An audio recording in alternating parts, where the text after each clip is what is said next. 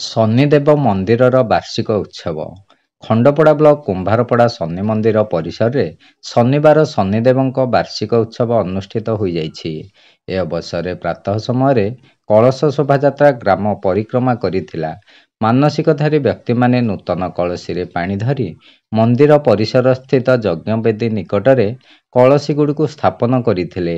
ପଣ୍ଡିତ ଭାଗବତ ପଣ୍ଡା ଏବଂ ଦର୍ପଦଳନ ଦାସଙ୍କ ଦ୍ୱାରା ପାରମ୍ପରିକ ରୀତିନୀତି ଅନୁଯାୟୀ ଯଜ୍ଞ କାର୍ଯ୍ୟ ଆରମ୍ଭ ହୋଇଥିଲା।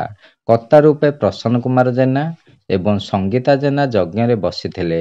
ଅପରାହ୍ନରେ ପୂର୍ଣ୍ଣାହୁତି ଉତ୍ସବରେ ଶ୍ରଦ୍ଧାଳୁଙ୍କ ସମାଗମରେ ମନ୍ଦିର ପରିସର ଉତ୍ସବ ମୁଖର ହୋଇ ଉଠିଥିଲା। ଏହି ଅବସରରେ ମାତୃମଣ୍ଡଳୀଙ୍କ ଦ୍ୱାରା ଭାଗବତ ନାମ ସଂକୀର୍ତ୍ତନ ପରିବେଷଣ କରାଯିବା ସହିତ ପ୍ରସାଦ ସେବନ କରାଯାଇଥିଲା।